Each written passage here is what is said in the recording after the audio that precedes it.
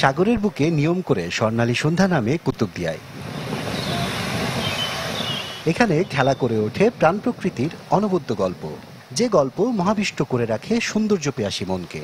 কিন্তু দ্বীপাঞ্চলের যাপিত জীবনকে যে ভীষণ ভয় ঘিরে রাখে, সে খবর রাখে কজন? সাগরের নোনা ঢেউ কখন এসে ভাসিয়ে নিয়ে যায় খড়খুটোরে জীবন, সে শঙ্কায় তাদের রোজকার সঙ্গী। বেড়িবাঁধ এখানে থাকা না থাকা এক সমান, তাই তো টিকে থাকার দাবি দাওয়াগুলো মিলিয়ে যায় দুরাশায়।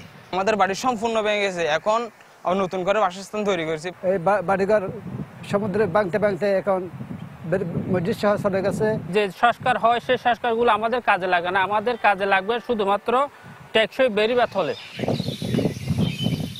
কুতুবদিয়া দ্বীপেই মোস্তফা বেগমের কেটে গেছে 50 বছরের জীবন সংসার।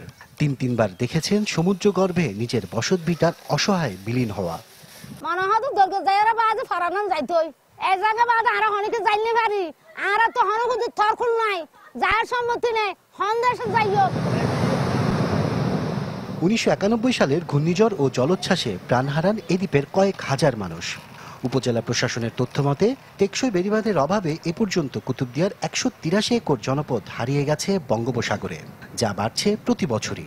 সাগরের যে পার, সেখানে কিন্তু অনেকাংশ আর অনেক জায়গায় বিলীন হয়েছে, যেটা আমাদের কাছে হালনাগাদ কোনো তথ্য বা রেকর্ড বা জরিপ নাই।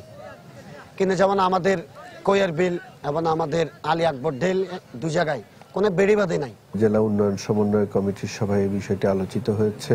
সে এলাকার মানুষ আমাদের কাছে এসেছেন, তারা তাদের দুঃখ কষ্টের কথাগুলো জানিয়েছেন, আমরা সরকারের দৃষ্টি আকর্ষণ করেছি।